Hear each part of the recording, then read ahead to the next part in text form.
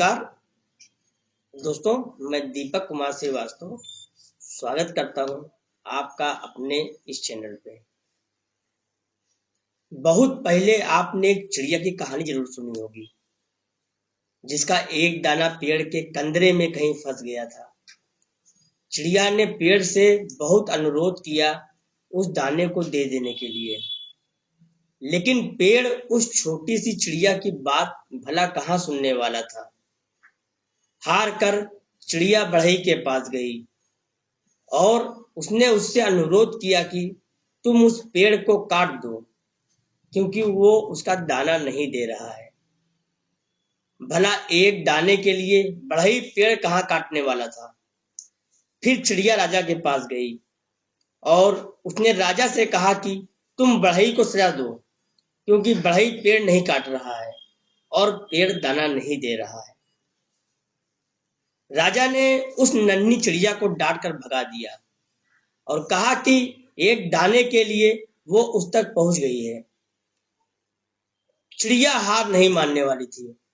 वो महावत के पास गई कि अगली बार राजा जब हाथी की पीठ पर बैठेगा तो तुम उसे गिरा देना, क्योंकि राजा बढ़ई को सजा नहीं देता है। बढ़ई पेड़ नहीं काटता, पेड़ उसका दाना नहीं देता। महावत ने भी चिड़िया को डपट कर भगा दिया। चिड़िया फिर हाथी के पास गई और उसने अपने अनुरोध को दोहराया कि अगली बार जब महावत तुम्हारी पीठ पर बैठे तो तुम उसे गिरा देना, क्योंकि वो राजा को गिराने को तैयार नहीं। राजा बढ़ई को सजा देने को तैयार नहीं, बढ़ई पेड़ काटने को तैयार नहीं, पेड़ दाना देने को राजी नहीं। हाथी बिगड़ गया। उसने कहा, ऐ छोटी चिड़िया, तू इतनी सी बात के लिए मुझे महावत और राजा को गिराने की बात सोच भी कैसे रही है। चिड़िया आखिर में चींटी के पास गई और वही अनुरोध दोहरा कर कहा कि तुम हाथी की सूंड में घुस जाओ। चींटी ने चिड़िया से कहा, चल भाग यहां से। बड़ी आई हाथी की सूंड में घुसने की बात बोलने वाली।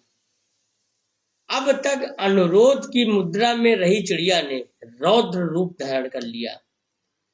उसने कहा कि मैं चाहे पेड़, बढ़ई, राजा, महावत और हाथी का कुछ न बिगाड़ पाऊं, पर तुझे तो अपनी चोंच में डालकर खा ही सकती हूँ। चींटी डरकर भाग गई। भागकर वो हाथी के पास गई। हाथी भागता हुआ महावत के पास पहुंचा।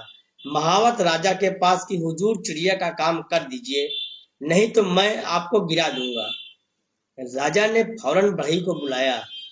उससे कहा कि पेड़ काट दो, नहीं तो सजा दूंगा। बढ़ई पेड़ के पास पहुंचा।